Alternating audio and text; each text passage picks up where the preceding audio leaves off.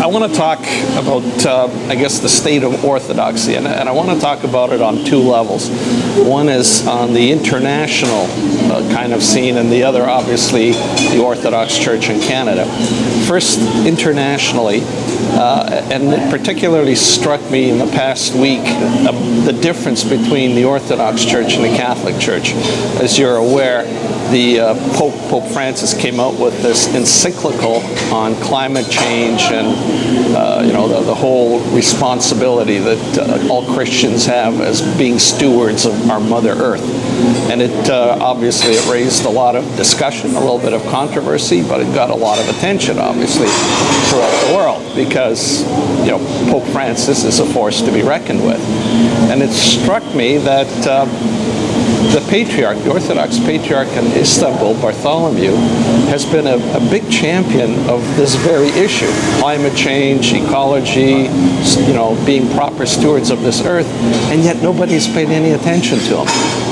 So Pope Francis isn't being the first of the religious leaders to take this cause on, but he is getting all of the attention. And it's because, obviously, that the Catholic Church is not just a religion. It is, in effect, a kind of a supranational nation state. It has political clout, very real political clout, very real influence on the planet, on its politics, on the way people live, on the way people behave, etc., which the Orthodox Church hasn't been able to garner, except on a very local level. And that is, I guess, the significant difference between the Orthodox Church and the Catholic Church, because the Orthodox Church is really a decentralized, very loose kind of coalition of national churches that whose leaders get together on a regular basis and agree on matters of theology and dogma. But there is no central structure. There is no nation state or bureaucracy or structure comparable to the Vatican, which wields real power in the world. And that kind of decentralized system obviously has some pros and cons. Very real pros in that individual churches have more autonomy within the Orthodoxy than Catholic churches do.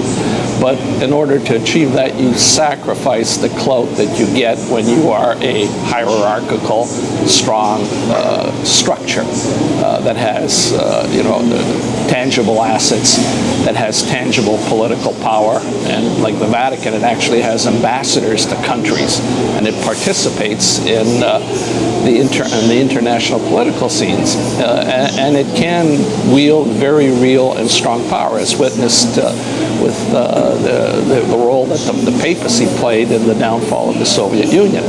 It actually does have that kind of an impact on individual people, which they can marshal on a global basis and create and cause change.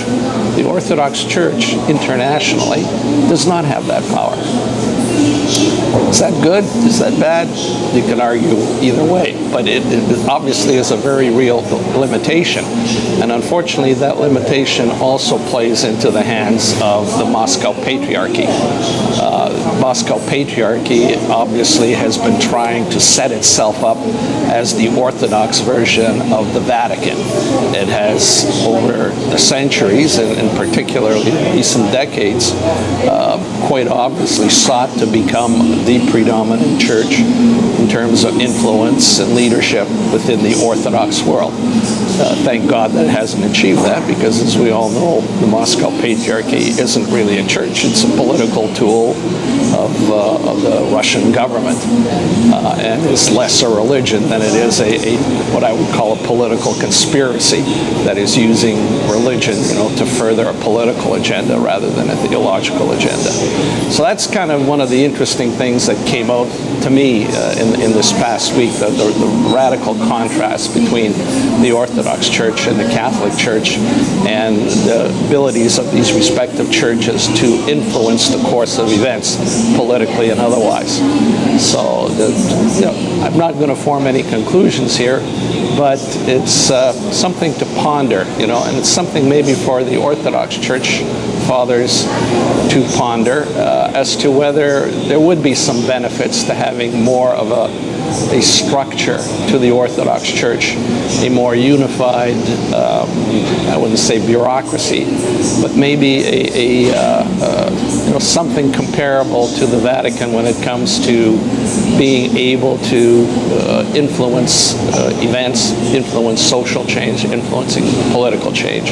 Because kind of being as decentralized as they are now, the churches, individual churches, are fairly weak, subject to manipulation by things like the Moscow Patriarchy, who seek to kind of dominate the Orthodox world for their own ends.